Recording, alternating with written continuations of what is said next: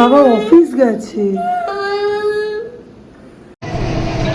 পরবর্তী station মহাপদ। Kolkata metro rail এক প্রমুখ নদী के नीचे भारत की কিরে বাজার থেকে কি আনবি? পটল, ঝিঙে, লঙ্কা, এঁচোড় আনার কথা দেখতে।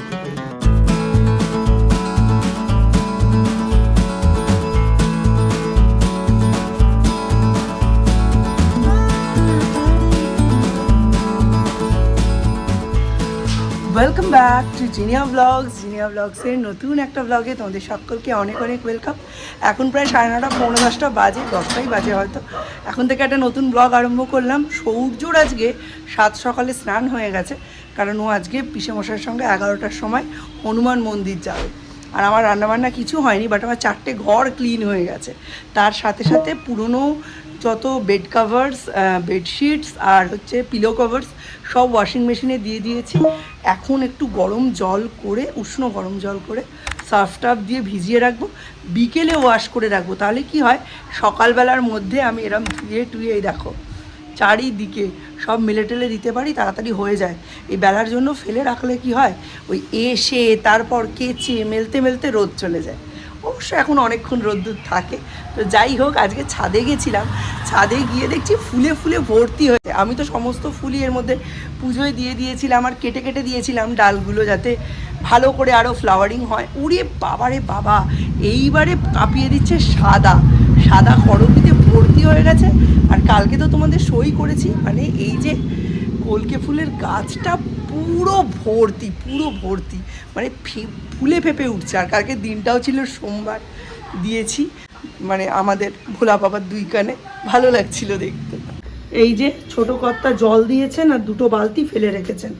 এই বালতিগুলো তুলে আবার নিয়ে যেতে হবে। জল দেবেন একজন, বালতি তুলবেন আরেকজন, এই হচ্ছে ব্যবস্থা। এই দেখো কি রং উঠেছে, ভাগ্যিস অন্য জামা কাপড়ের সঙ্গে মিশাইনি, সব জামা কাপড় নীল হয়ে যেত। আজকে দীপের একটু পড়া রয়েছে তুহিন স্যারের কাছে, ম্যাথ ক্লাস 12টা থেকে, তো ওই জন্য একটু চাও করে দেবো। সৌর্যও খাবে, দীপও খাবে, আমিও খাবো। বেশি কিছু করিনি তামঝাম, খালি এই আলু পেঁয়াজ দিয়েই করে দেবো, ঠিক আছে।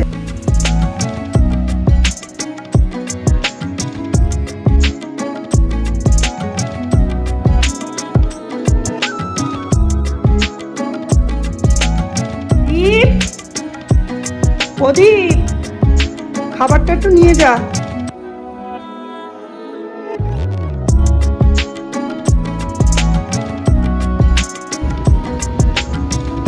এই হচ্ছে চাউমিন, এই যে একটু সস দিয়েছি, সামান্য একটু টেস্টটা বাড়বে।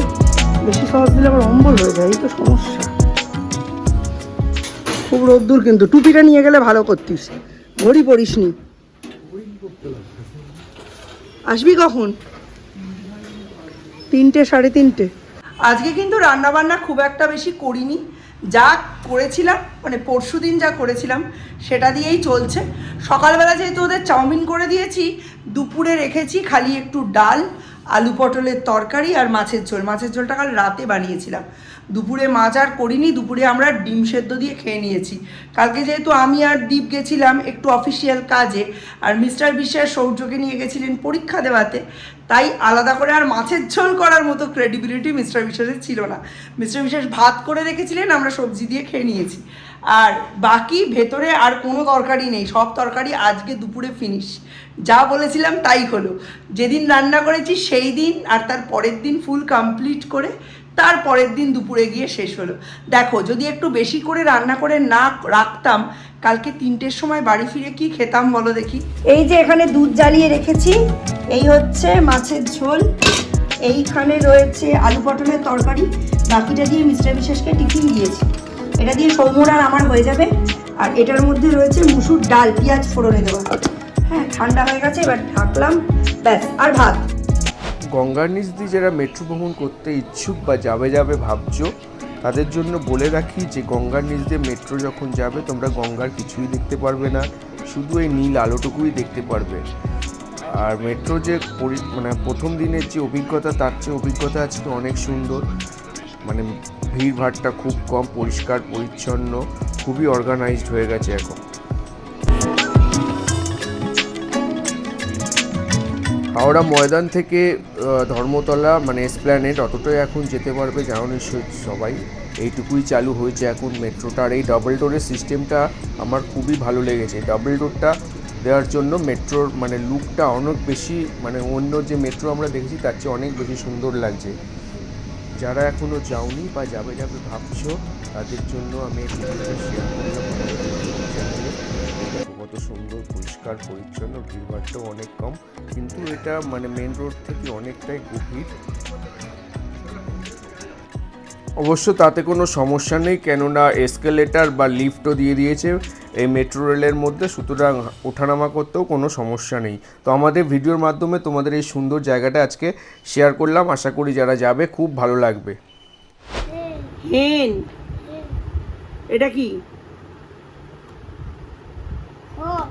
Horse, hat, capital I, small I.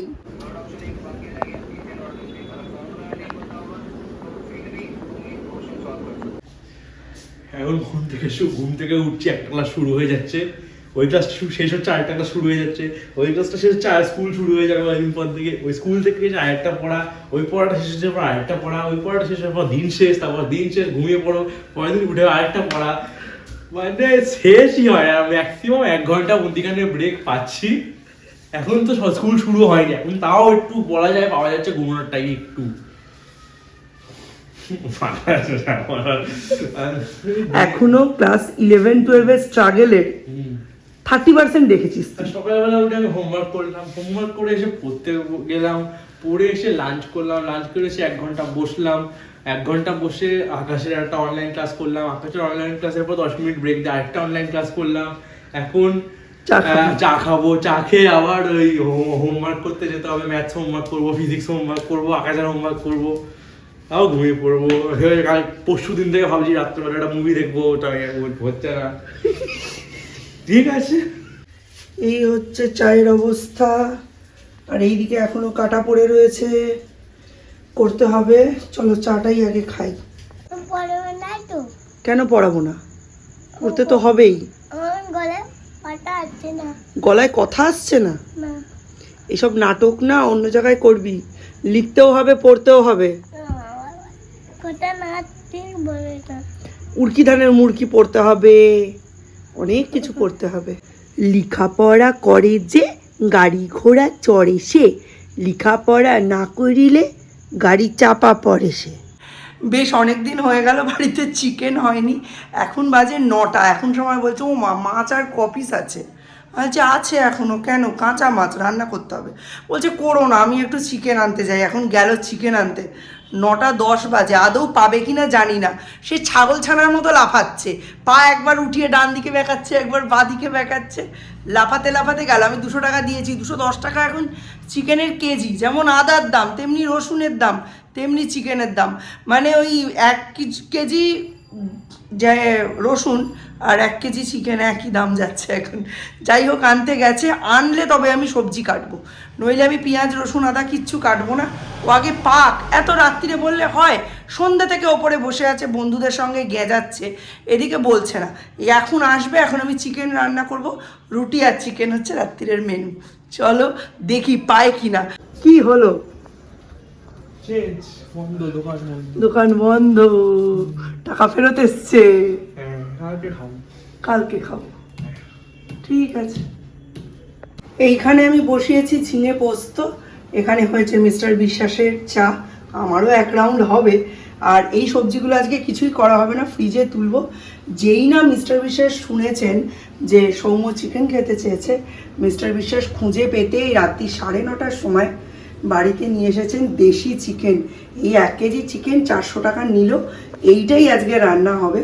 আর তার সাথে হবে ধোঁয়া ওঠা ভাত, ডাল আর ঝিঙে পোস্ত। দেশি চিকেন কিন্তু সিদ্ধ হতে একটু বেশি সময় নেয়। আর তার সাথে সাথে এতে কিন্তু মিটের পরিমাণটাও কমই থাকে। তো সেটা বলার সেটা হচ্ছে দেশি চিকেন খাওয়া কিন্তু ফিনান্সিয়ালি লস, যদিও তার টেস্ট অত্যন্ত সুন্দর হয় আর পুষ্টিগুণও পোলট্রির চিকেনের থেকে অনেক বেশি হয়।